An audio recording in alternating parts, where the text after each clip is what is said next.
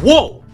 I was not expecting that to happen. So, lots of people have always asked me whenever there's an Apple event going on, like, are you going to check it out, or are you being invited to the event? And no, I've never been invited. I don't think they invite people that are my size. I mean, a lot of you guys may watch me and think I'm a big YouTuber, but in the grand scheme of people that get invited, I'm not honestly that big. And there are people with smaller YouTube channels that go, but it's usually because they're also better known from other media outlets, or they're also journalists elsewhere. They have some type of reputation with them. Plus, I'm still very young. Maybe they want to wait till I'm older or something. But besides that fact, it was pretty trippy that we watched the whole event. I didn't think anything of it, but some people were notifying me via Twitter that they saw the Teiufs of Tech podcast album art in the trailer for the iPhone 11. When I first saw that, I was like, no way that's possible. They're imagining something, or it's a joke. People are yanking my chain, basically. But then, lo and behold, I went through, and just for a split second, as someone is scrolling through a bunch of different podcasts, you can see the Teiufs of Tech podcast listed in the Apple commercial that is seen by so many people. And wow, that is a weird thought process to think about. Like, while I did come up with the name and the logo, that exact album art was made by Nick and Sweeney, my friend who's helping produce the Teiufs of Tech podcast. So knowing that both of our work was like shown on screen, even if it was for a split second, and I imagine Apple probably did not put it in there deliberately. There's a part of me that likes to think that that was intentional, and that was like a little nod that, hey, we listen to your stuff or we watch your content, but realistically, I know that's not possible, but it is possible, true.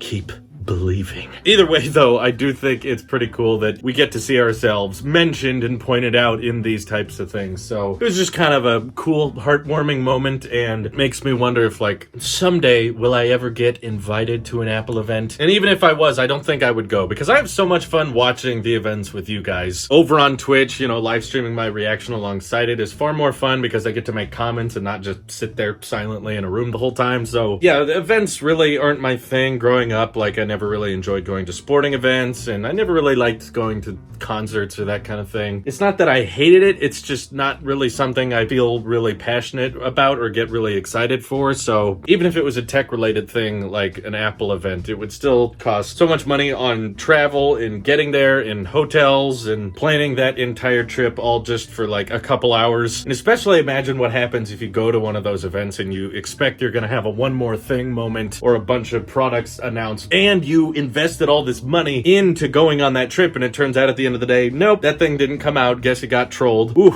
man, I would have been much more upset if I was actually there thinking there was going to be something big. So yeah, either way, events really aren't my thing, but I do admit it would still be a tremendous honor to be invited, and I would definitely let you know if that ever did happen. And I know this is the Talks channel, but this isn't really the type of thing I would want to make a tech video about anyway. But I'm really excited to start vlogging with the new iPhone 11 Pro Max, a crazy named thing, but I've been enjoying vlogging on the iPhone XS Max, which was a little bit better than the iPhone 10 before it, but not substantially. Though I think a lot of vloggers traditionally enjoy filming with an ultra-wide lens so that they can get more things into the shot and you don't feel like my face is so close to the camera. So once I get that ultra-wide lens, knowing that it supports 4K at 60, which I think we messed around with before on the Galaxy S10, that camera did not support 4K at 60, but it did have an ultra-wide on it, and I remember filming on it a while back, and that was a lot of fun, filming vlogs with that super wide angle lens. So definitely gonna do that a lot once we get the new iPhone. Vlogs should be getting better in around a week because I'm pre-ordering the iPhone tonight and then I'll get it a week later. So yeah, basically like 8 more days and you should see vlogs that are way more ultra wide, fitting more things in the shot. Plus, for those of you who don't know, whenever I'm doing vlogs like this, I'm talking to the rear facing camera, obviously, which means I can't see if, I don't know, the storage filled up or something, or I got a phone call and it stopped recording. But now that these new iPhones are coming out, they can support 4K at 60 on the front-facing camera. So if I want to vlog and also see myself, I'm actually going to have that option this time around. So may not feel like a big upgrade to everybody else, but for me, as someone who likes to do a lot of filming with the iPhone like this, I'm very pumped for the Pro Max. In fact, I think being able to film with the ultra-wide lens and also have the front-facing camera is going to be a huge help for me. So really looking forward to that. So I know it's not as long as a vlog as usual, but I've got some more work to do. Anywho, thank you guys for watching. I'll see you in the next one. Take care.